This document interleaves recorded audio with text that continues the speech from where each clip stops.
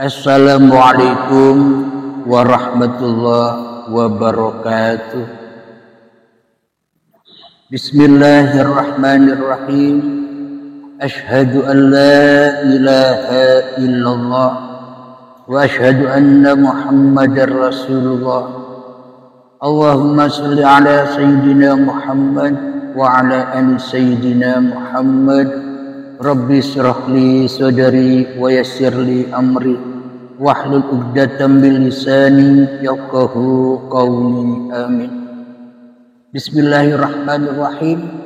Salam hormatku buat para sahabat-sahabatku tercinta, baik yang ada di dalam ataupun yang ada di luar negeri. Terkhususnya sahabat-sahabatku yang datang dari kota Medan. Semoga kita senantiasa selalu di dalam lindungan Allah Subhanahu wa ta'ala. Amin ya rabbal alamin. Alhamdulillahirabbil alamin. Tadi pagi ada telepon dari sahabat kita yang ada di Singapura yang akan berangkat haji tanggal 27 Mei ini. Dan bertanya tentang apa makna hakikat haji itu. Alhamdulillahirabbil alamin. Sebelum itu kita buka dulu ayatnya di dalam surat Al-Imran ayat yang ke-96. A'udzu billahi minasy syaithanir rajim. Bismillahirrahmanirrahim. Inna awwala baitin wudi'a lin-nasi lalladzi bi Bakkah mubarakan wa hudal lil alamin. Yang artinya sesungguhnya rumah ibadah pertama yang dibangun untuk manusia ialah Baitullah dalam kurung Baitullah yang di Bakkah dalam kurung Mekah, yang diberkahi dan menjadi petunjuk bagi seluruh alam. Berarti rumah ibadah yang diterangkan di dalam dan menjadi petunjuk bagi seluruh alam. Berarti rumah ibadah yang diterangkan di dalam ini yang kita kenal rumah ibadah kan masjid. Masjid itu kan hakikatnya tempat sujud. Jadi masjid-masjid yang di luar itu bangunan-bangunan yang dibuat oleh manusia. Tapi masjid yang mana yang dibuat oleh Allah? Apakah di Mekah sana? Itu kan bangunan manusia. Masjid yang mana yang dibuat langsung oleh Allah? Ya, masjidnya ada di dalam tiap-tiap diri manusia, yakni qalbun mukminin Baitullah. Yakni hatinya orang mukmin dikala di dalam hatinya yang ada hanya Allah. Ya, itulah tempat bersujud.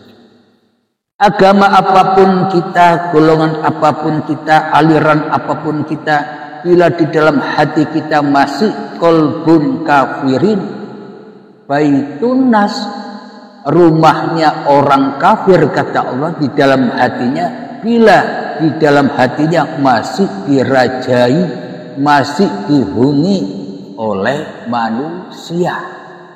Itulah rumahnya orang-orang kafir. Kenapa? Karena di dalamnya banyak gambar-gambarnya.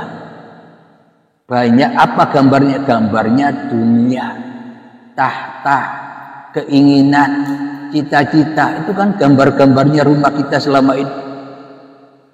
Jadi rumah ibadah yakni dalam hati kita ini, bila ingin jadi rumah ibadah ya harus dibersihkan semua gambar-gambar itu.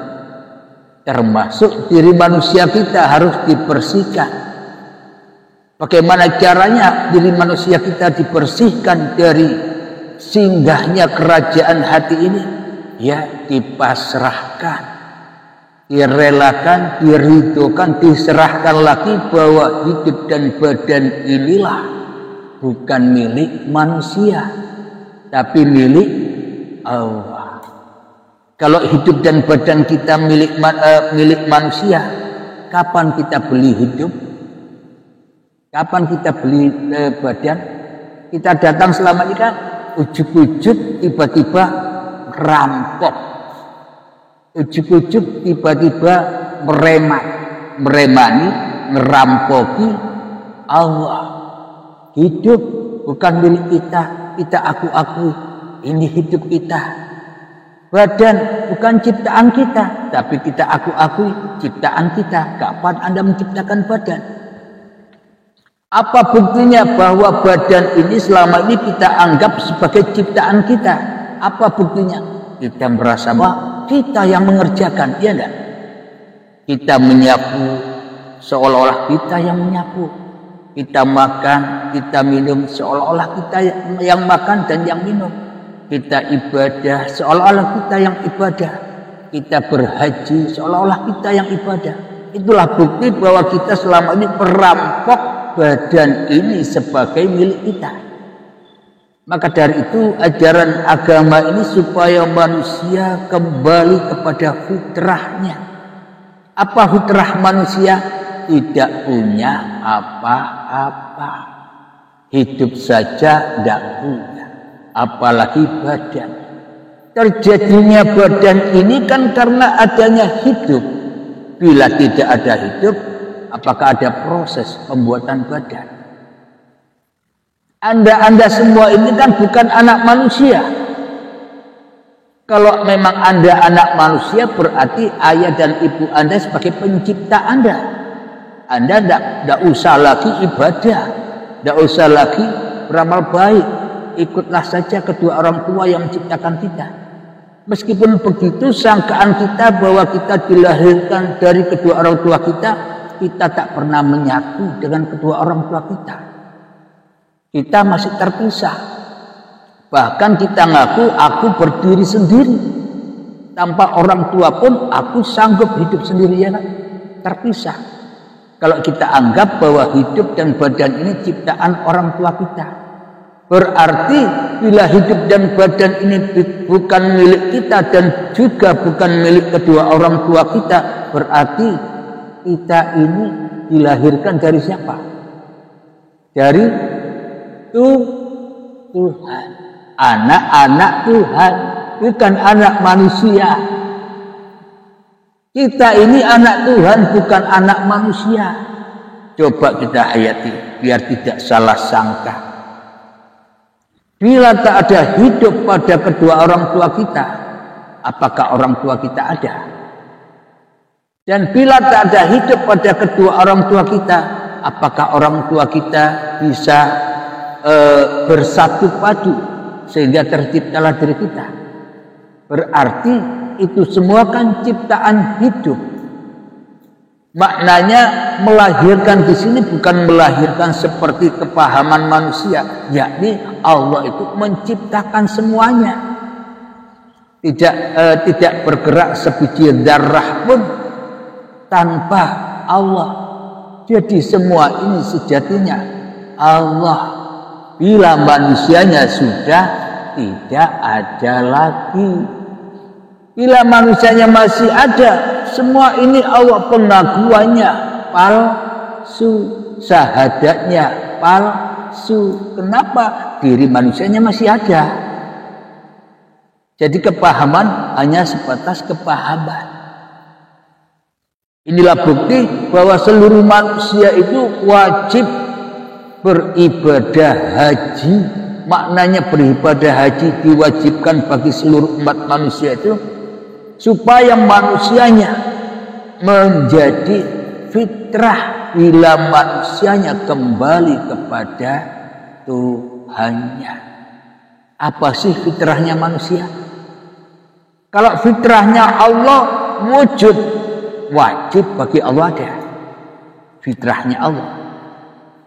Fitrahnya Allah lagi hidup, wajib bagi Allah hidup. Fitrahnya Allah lagi berkuasa, berkehendak, berdaya upaya, wajib semua itu milik Allah. Dan fitrahnya manusia kebalikan dari fitrahnya Allah. Apa fitrahnya manusia? Adam, hei Bani Adam. Adam apa maknanya? Ora wujud, tidak ada. Wajib bagi manusia tidak ada. Berani tidak Anda mengatakan bahwa Anda tidak ada? Tidak mau kan? Aku saja yang ada, Allah gaib. Nah, berarti selama ini Anda telah merampok kerajaan Tuhan sebagai milik Anda, ya tidak? Ketika Anda merampok hak-hak Tuhan, Anda mengaku bisa sholat, berzikir, sholawatan, ibadah, sah tidak? Tidak sah, sia-sia. Kenapa? Karena Anda menyembah diri Anda sendiri. Disuruh lillahi ta'ala, lo kok linafsi, aku yang sholat, aku yang berbuat baik. Kenapa? Karena kita selama ini tidak sadar telah jadi Tuhan bagi diri kita sendiri, sehingga bergentayangan hantunya, takut miskin, takut melarat, takut tak punya, takut dihina orang, semuanya serba takut. Apalagi dikabari oleh iblis dan setan, besok ada kematian, ada siksa kubur, ada azab kubur, alam barzah. Kalau mati nanti gelap dimakan cacing, ya kan? Penuh dengan ketakutan. Kenapa? Karena kita jadi hantu sendiri. Yang jadi hantu itu ya kita, ya kan? Pengen jadi hantu terus?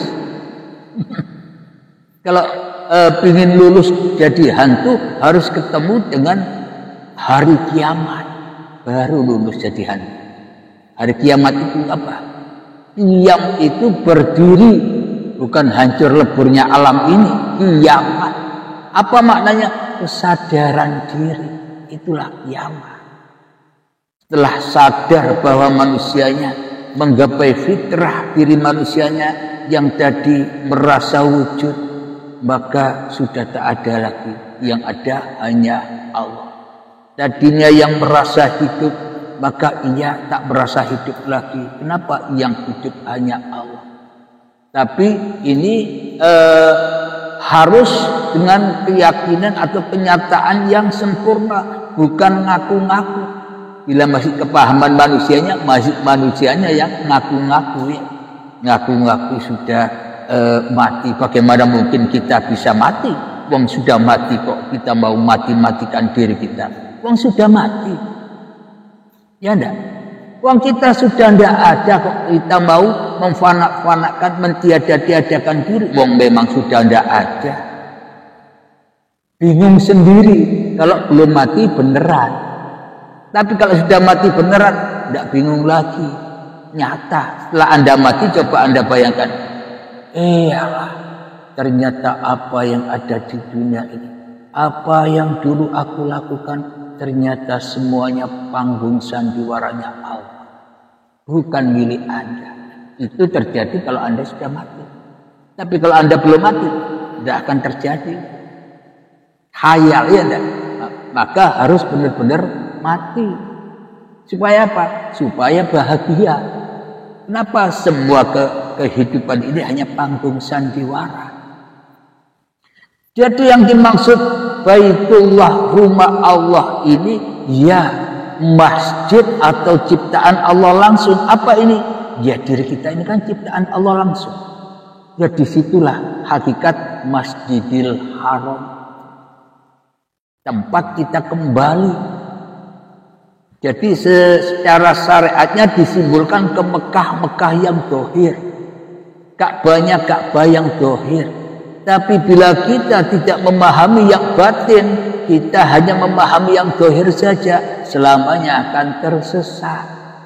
Bukan ibadah, malah maksiat. Karena kita tidak memahami apa hakikat sesungguhnya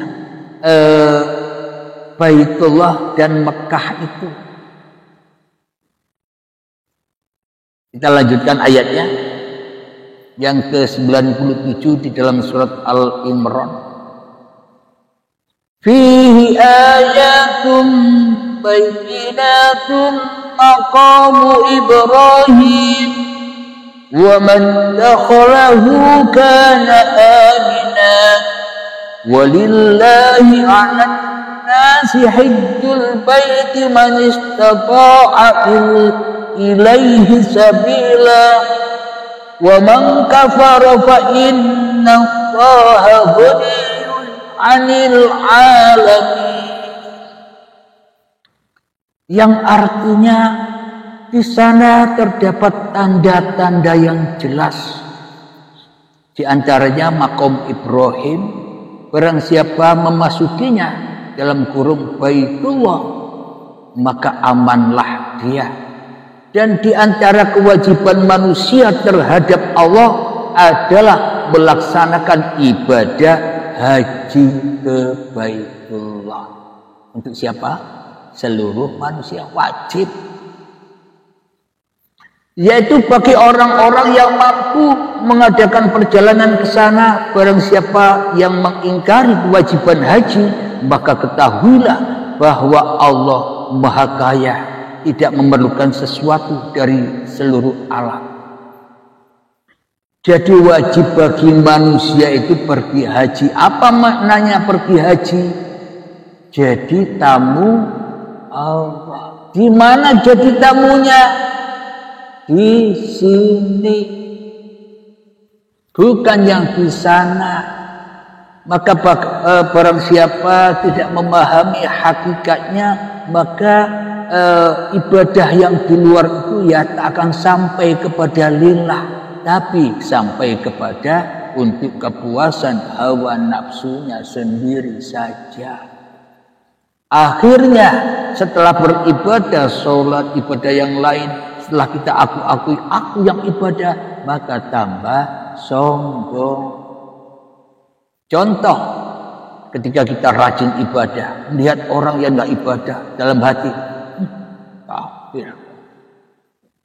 Tambah sombong enggak? Kenapa? Karena dari ibadah Anda sendiri tidak tepat sasaran. Tidak dipersembahkan kepada Allah, malah dipersembahkan kepada setan.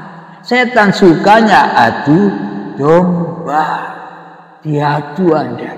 Diadu dengan apa? Diadu dengan apapun yang Anda saksikan. Pasti Anda menilai-nilai. Oh ini baik, oh ini buruk.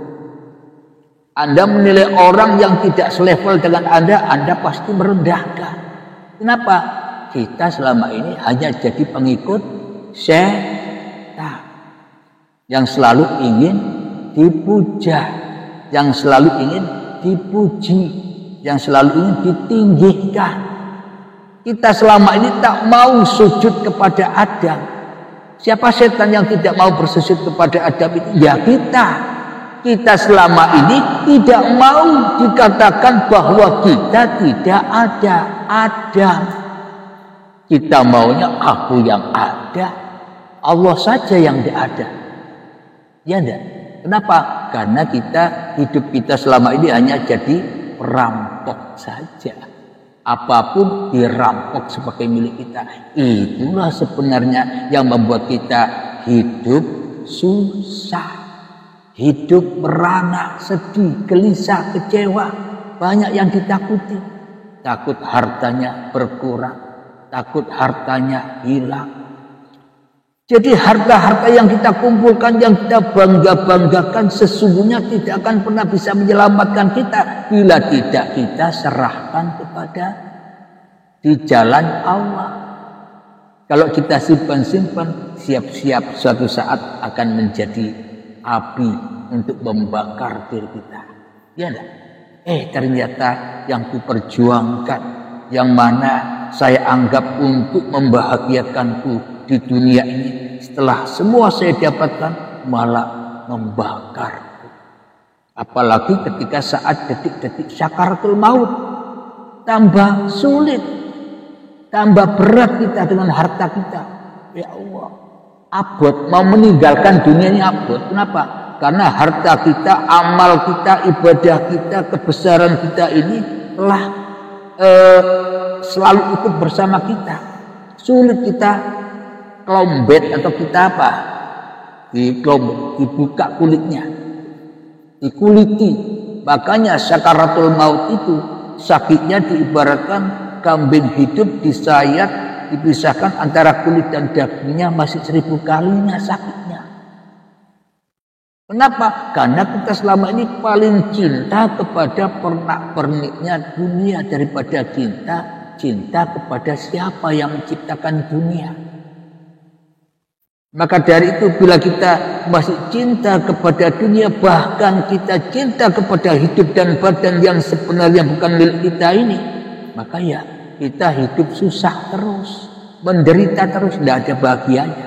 Bahagianya hanya fata morgana saja, tipuan.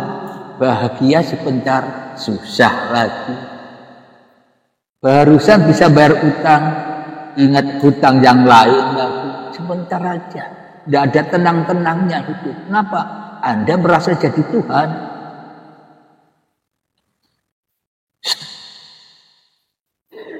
Jadi memang siapapun manusia apapun agamanya wajib beribadah haji. Makna beribadah haji di sini bukan versi seperti orang-orang yang beragama Islam lakukan. Karena Islam itu apa sih? Islam itu bukan golongan, bukan suatu tempat, tapi Islam itu globalnya ketika hati manusia, siapapun manusia, apapun agamanya, bila ia memasrahkan semuanya kepada Tuhannya, berserah diri, ya itulah Islam. Tidak peduli agama apa, pokoknya semua manusia. Agama itu kan hanya pakaian saja, tapi kita selama ini mengunggul-unggulkan pakaian, bahwa kalau pakai pakaian ini tidak terbakar, padahal nyatanya kebakar terus. Ngaku-ngaku Islam tapi masih terbakar dengan omongan orang lain. Ngaku-ngaku Islam masih terbakar dengan hujatan saudara agama lain. Berarti kan belum Islam. Siapapun Anda yang menyaksikan ini, agama apapun Anda, bila Anda tidak mempan dengan hujatan, tidak mempan dengan fitnaan, tidak mempan dengan penghinaan, berarti Anda sudah punya baju besi, baju ketuhanan. Itulah yang dimaksud Islam itu, mukmin itu, beriman. Kenapa? Karena sudah beriman, ya tidak sakit lagi.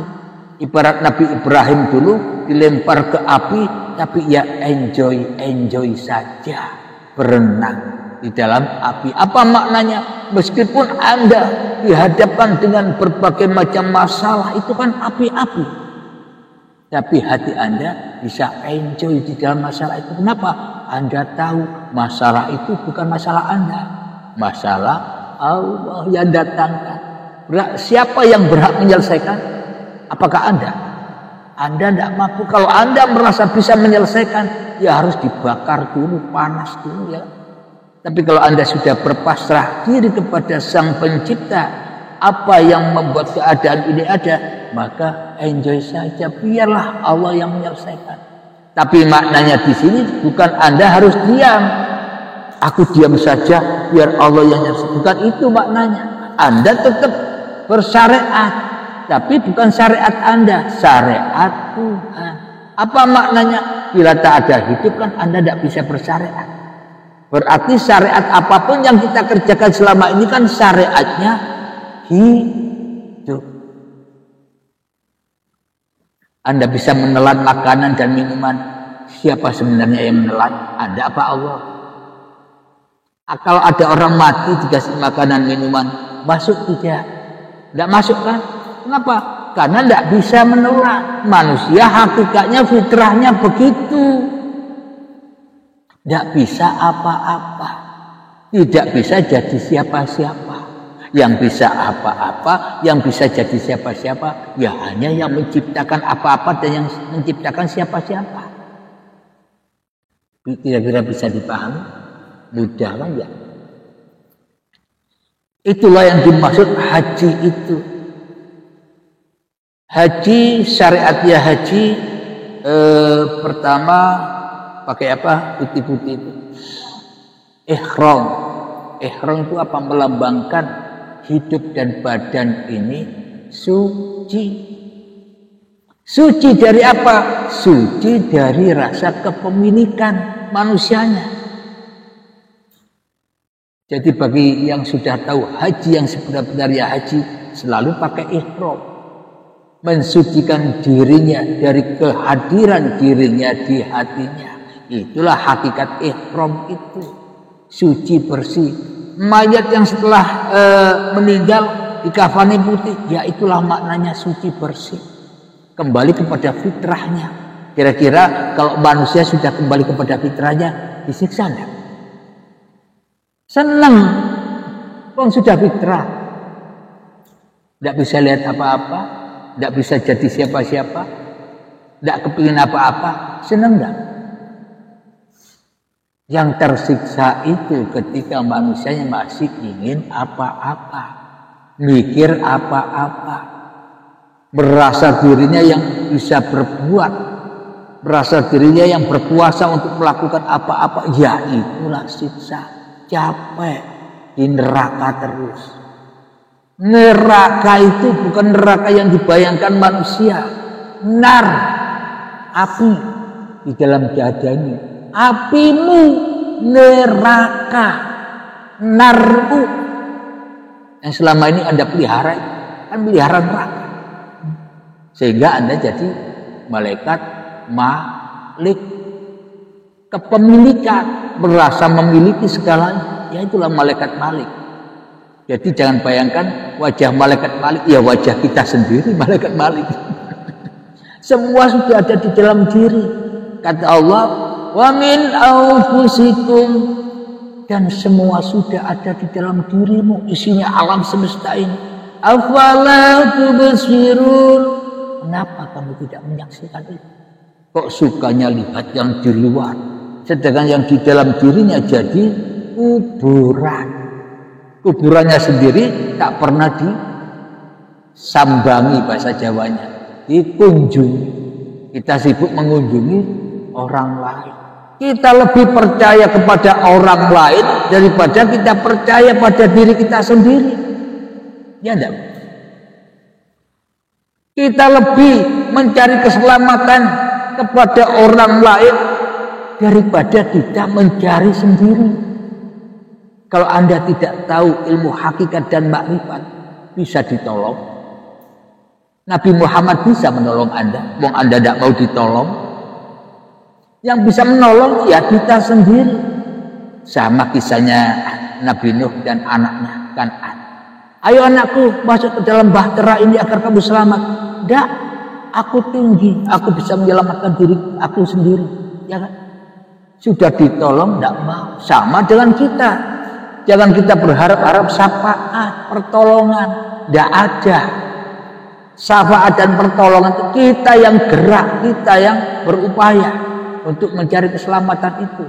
Agar apa? Agar jumpa dengan Rasul-Rasul Allah, kekasih-kekasih Allah. Apakah Anda tidak menyadari bahwa Anda pun juga Rasul Allah? Kenapa? Karena kita selama ini hidup di dunia ini memilih menjadi Rasulnya setan, memilih jadi Rasulnya hawa nafsu daripada menjadi Rasulullah. Kenapa? Karena selama ini kita hanya mentuhan-tuhankan hawa nafsu kita sendiri, ya enggak? Tidak mentuhankan Allah selama ini. Berarti disinilah Anda baru tahu, ternyata amal ibadahku, sholatku, ibadahku, baca Al-Quranku, sholawatanku sejak kecil sampai sekarang dibakar dah. Dibakar siapa? Anda. Apa makna dibakar? Ada aku yang berbuat. Itulah pembakaran. Berarti manusia dan hati ini bahan bakarnya neraka. Ketika Anda masih ada ya terbakar terus. Paham ya? Gampang. Jadi lambangnya ihram, terus lambangnya tawaf, mengelilingi Baitullah. Apa sesungguhnya tawaf itu? Kita tutup sudah ini. Yakni kita wajib menembus bumi lapis 7 dulu. Dan setelah menembus bumi langit 7 harus naik menembus 7 langit juga. Wajib. Siapa yang diwajibkan? Ya kita semua. Loh, aku kan tidak sakti. Bagaimana aku bisa menembus itu? Anda sakti, tapi pura-pura tidak sakti. Kenapa tidak mau? Kenapa? Karena kita lebih memilih menjadi penguasa daripada orang yang dikuasai. Apa sih makna menembus bumi 7 itu? Yang di dalam diri Anda, badan Anda, bulu, kulit, daging, darah, otot, tulang, sumsum. Selama ini kan milik Anda. Apa itu buatan Anda? Nah, itu yang harus diserahkan. Itu kalau sudah diserahkan baru Anda bisa menembus 7 lapis bumi. Maknanya Anda serahkan lagi, hai badan, kembalilah kamu kepada pencipta. Berarti kalau sudah dikembalikan, Anda kan tidak punya badan. Tidak berhak mengaku-ngakui apa yang Anda kerjakan. Karena badan bukan milik Anda. Itulah makna tawaf tadi itu. Kemudian setelah ditinggalkan badannya, kita kembali kepada Allah kan harus telanjang. Tidak bawa apa-apa, tidak bawa badan. Kita mesti telanjang dan benar-benar bersih. Suci lahir dan di dalam batin. Tengoklah ke dalam sebelum bicara. Singkirkan debu yang masih melekat. Siapa debu itu? Ya diri kita debu. Ho ho, singkirkan debu yang masih melekat. Ketika kita masih merasa kepemilikan hidup dan badan ini, ya selamanya kita tak akan telanjang berangkat menuju Allah. Ibarat Anda mau naik gunung, Anda bawa kulkas, bawa rumah, bawa meja, berat. Tapi kalau Anda lepaskan semua, bahkan baju dilepaskan, naik cepat, mudah. Maka dari itu, pergi ke Baitullah atau menghadap Allah itu pun harus menyerahkan badan tadi yang saya maksud, tembus 7 bumi dan kita harus naik lagi 7 langit. Itulah yang dimaksud Isra Mi'raj. Jadi Isra Mi'raj itu bukan untuk Nabi Muhammad saja. Contohnya Nabi Muhammad, tapi harus dilaksanakan oleh seluruh umat manusia. Contohnya sudah dicontohkan. Kalau kita nyontoh dohirnya, hayal. Ya, nah. Nyontoh dohirnya, cerita dohirnya, kisah dongengnya, hayal. Dari Mekah sampai ke Masjidil Aqsa, padahal dulu Masjid Aqsa belum ada. Sampai naik, itu kan hayalan. Memang bagi manusia kalau Allah kuasa bisa. Kita lihat logika diri kita sendiri saja. Jangan berhayal. Nabi Muhammad sebelum Isra Mi'raj dioperasi hatinya. Apa maknanya? Sebelum Anda Isra Mi'raj ya ngaji ini. Supaya apa? Dioperasi hatinya. Supaya dibersihkan. Supaya Anda bisa Isra Mi'raj. Di mana tempatnya? Di segala kehidupan ini. Untuk melewati wat siratal mustaqim. Apa siratal mustaqim itu? Bukan yang kita bayang-bayangkan. Wat siratal mustaqim ini adalah wat kehidupan ini. Agar Anda tidak susah menderita di dunia ini. Itulah yang dimaksud wat siratal mustaqim. Siapa yang bisa melewatinya? Orang-orang yang sudah tidak membawa apa-apa. Seperti buat sampai kepada Allah. Kenapa? Karena yang ada hanya Allah. Bukan manusianya yang sampai. Allah lah yang sampai pada manusia. Selama ini kan seolah-olah manusianya yang mencari Allah, padahal Allahnya sudah menemukan kita. Terus naik ke 7 langit tingkat 7, apa maknanya? Sifat kudrat, kuasa, irodah, kehendak yang kita punya, ilmu, pengetahuan yang kita punya, hayat hidup yang kita aku sebagai hidup kita, sama pendengaran kita, basar, penglihatan kita, kalam apa yang kita ucapkan, ini sebenarnya bukan milik kita.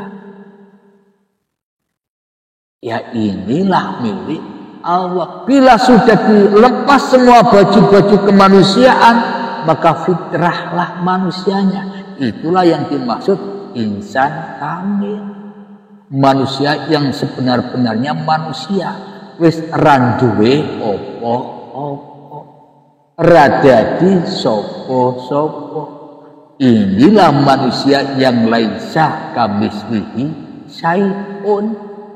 Jadi manusialah yang sesungguhnya laisa kamislihi syai'un, bukan Allah. Kalau Allah yang laisa kamislihi syai'un, sampai kapan Anda jumpa Allah? Kalau Allah Anda tiadakan. Kalau kita maknai laisa kamislihi syai'un, Allah tidak serupa apa-apa, Allah tidak serupa dengan siapa-siapa. Lah sampai kapan Anda ketemu Tuhannya apa-apa? Lah sampai kapan Anda ketemu Tuhannya siapa-siapa? Kalau Anda masih jadi Tuhan saja di dunia. Bukti bahwa manusianya lah yang laisa kamitslihi syai'un, bukan apa-apa dan bukan siapa-siapa. Buktinya cari sendiri di dalam surat Al-Insan ayat pertama. Bismillahirrahmanirrahim. Hal ata 'alal insani hinun minad dahri lam yakun syai'an madhkura. Bukankah dulu kamu semua ini ketika itu masih belum bisa disebut? Dulu usia saya 51 tahun. 51 tahun yang lalu kan saya tidak ada. Mana mungkin saya bisa ngaku-ngaku saya ini manusia. Seumpama saya dijadikan hewan, mana mungkin saya bisa ngaku-ngaku aku lembu. Kalau aku dijadikan bunga, bagaimana mungkin aku bisa ngaku-ngaku aku bunga? Tidak bisa ngaku-ngaku, wong tidak ada. Ya enggak? Adanya semua nama ini kan karena adanya siapa? Berarti Allah itu ya apa-apa, Allah itu ya siapa-siapa. Bila Anda sudah tidak ada. Tapi bila kita masih ada, ya kita menilai, menganggap itu berdiri sendiri. Bunga berdiri sendiri, hayawan berdiri sendiri, manusia berdiri sendiri. Bahkan kita pun menganggap aku berdiri sendiri, kamu berdiri sendiri. Maka banyak nafsi-nafsi di situ. Padahal qiyamuhu binafsihi. Allah lah yang berdiri atas dirinya sendiri. Ketika apa? Ya ketika yang ada hanya Allah. Kita lanjutkan syariatnya haji wukuf di Arafah. Wukuf itu apa? Dia enjoy saja. Siap kenapa? Karena yang bisa menyaksikan kita Allah, bukan kita yang menyaksikan Allah. Selama ini kan seolah-olah kita yang merasa bisa menyaksikan Allah. Maka tidak akan pernah enjoy, disiksa terus dengan ibadah-ibadah. Itu maknanya wukuf. Kapan wukuf itu terjadi? Bila manusianya sudah tidak ada, yaitulah wukuf. Kalau manusianya masih ada, masih manusianya yang merasa wukuf. Manusianya yang merasa suci, ya kan? Kalau masih ada manusianya. Jadi PR-nya apa? Manusianya harus disembelih. Idul Adha. Kemudian dalam jumroh, kebanyakan kan melebar jumroh kan keluar. Selama ini kita lakukan tambah sombong karena setannya di sini kok yang dilempar yang di luar. Kita mudah mensetan-setankan orang lain. Kenapa? Setannya yang di sini tidak lempar. Saya bilang ke sahabat yang di Singapura, nanti kalau di depan jumroh jangan lempar jumroh, lempar hati 7 kali biar viral, karena itu yang benar, ya enggak? Karena itu yang benar. Ketika kita melempar setan yang di luar, kita melindungi setan yang di sini, tambah jadi raja setan. Apa maknanya kita selama ini melempar keluar? Kita selalu menjelek-jelekkan, mengkafir-kafirkan, mensetan-setankan orang lain. Dasar setan, ya. Padahal setannya sendiri tidak dilihat, buta. Kenapa? Karena tidak mau masuk ke dalam diri, senang bermain-main keluar diri, ya tersesat terus. Nyawanya atau melemparnya harus ke dalam. Agar apa? Supaya jerah, tidak jadi Tuhan lagi. Supaya apa?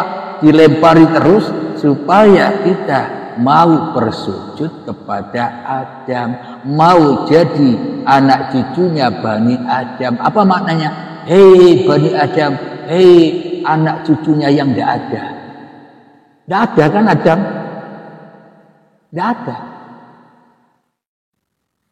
Adam ini, Adam dan Hawa yang kita dengarkan selama ini sebenarnya kisah kita sendiri, bukan kisah orang lain. Kita selama ini lebih percaya kepada orang lain daripada percaya kepada diri kita sendiri. Adam tidak ada. Dulu sebelum kita terlahirkan tidak ada. Ya itulah ada. Di surga. Ketika Anda ada, apa yang Anda pikirkan? Minta apa Anda? Tidak ada permintaan. Apa tanda orang minta-minta, berdoa-doa? Tandanya Anda sudah kaya, tidak ada minta-minta, uang sudah kaya. Kapan itu? Ketika Anda belum ada. Kenapa? Ketika Anda belum ada yang maha kaya. Ngapain Allah minta Allah? Namun ketika Hawa datang, siapa Hawa itu? Ketika waktu TK Anda usia 5 tahun, kedebuk, langsung ngaku, loh, ini kan aku yang hidup, ini kan badan. Lantas semua diakui. Saat itulah Adam dan Hawa makan buah khuldi, buah terlarang untuk dimakan.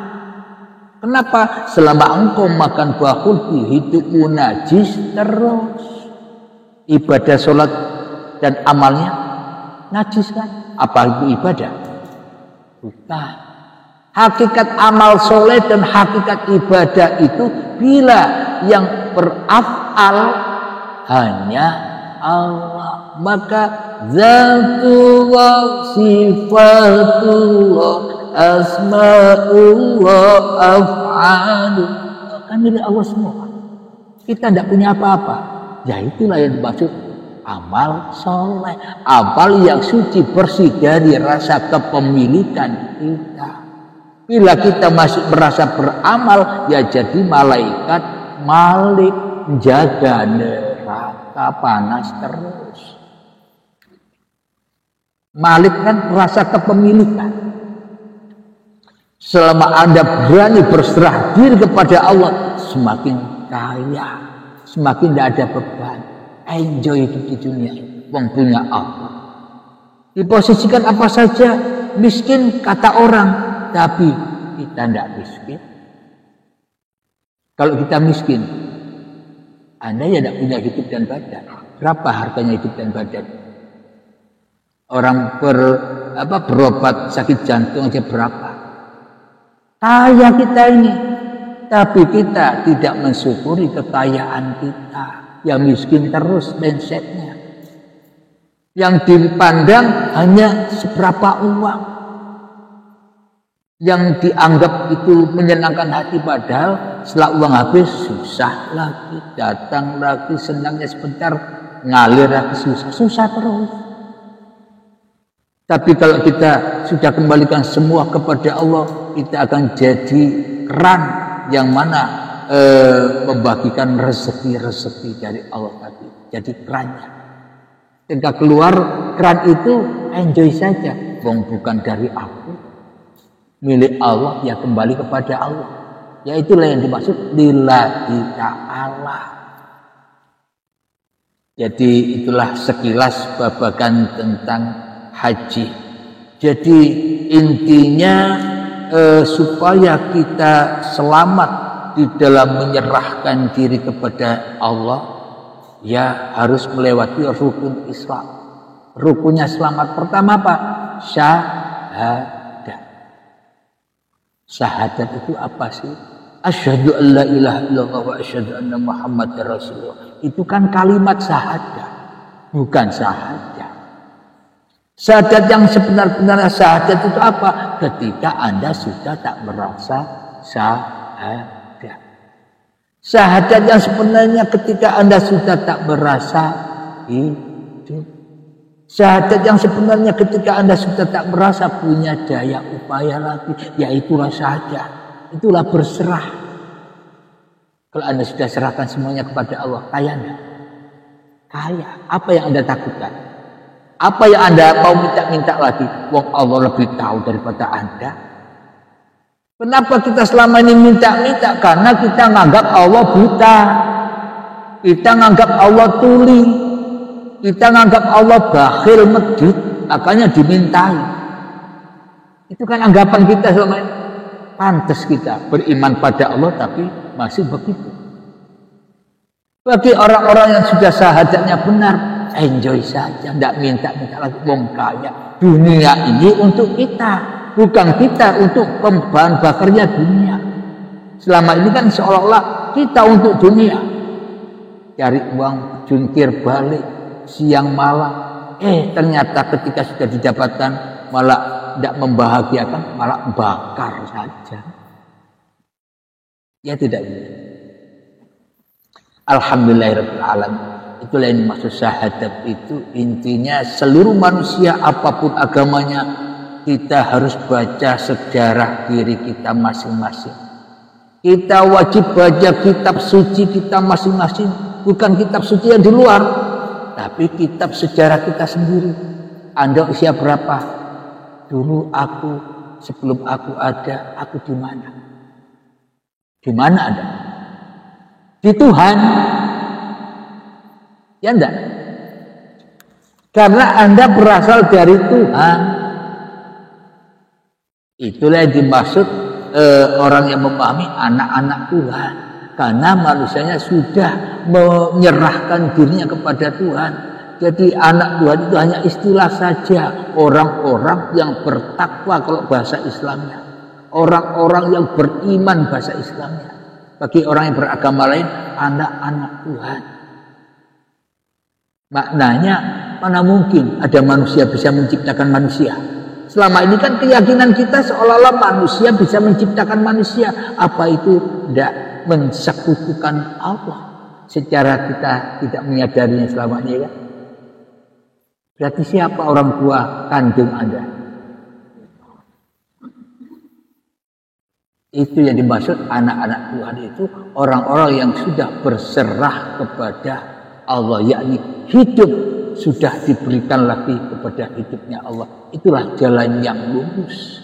Ihdinas siratal mustaqim. Tunjukilah aku jalan yang lurus. Siratal ladzina an'amta 'alaihim, yakni jalan mereka yang selalu Engkau beri nikmat. Siapa berarti? Orang-orang yang berada di jalan yang lurus. Orang-orang yang tidak pernah miskin.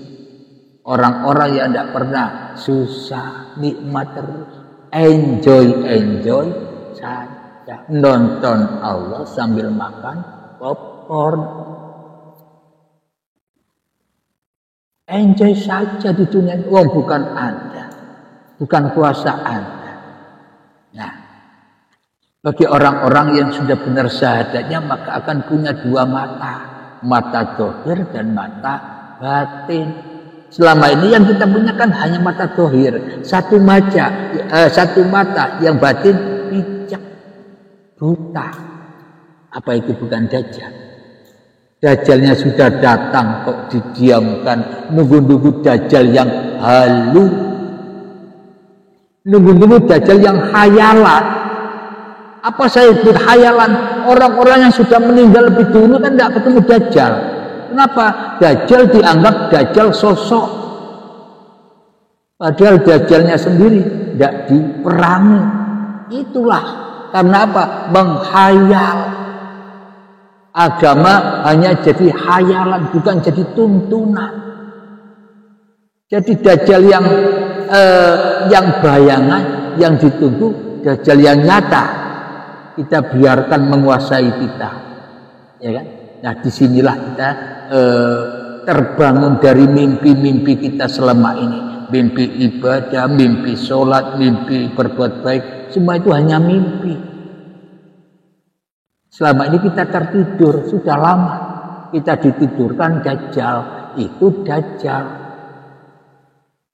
Maka dari itu harus didatangkan Isa dan Imam Mahdi. Apa Isa dan Imam Mahdi itu? Ya belajar ilmu hakikat dan makrifat. Itulah yang bisa menumbangkan dan mengalahkan Dajjal. Bukan dengan otot, dengan hati. Berarti langit itu di mana? Apa yang di sono, apa yang di sini. Inilah langit yang Nabi Muhammad menuju sini, bukan yang sana. Karena ini tidak ada bayangan. Apa yang saya maksud bayangan? Kalau benda ada hidup, apa benda bisa menyaksikan alam semesta ini? Tidak kan? Adanya ini semua karena ada benda. Kalau benda ada, ya tidak ada ini. Inilah yang dimaksud Nur Muhammad.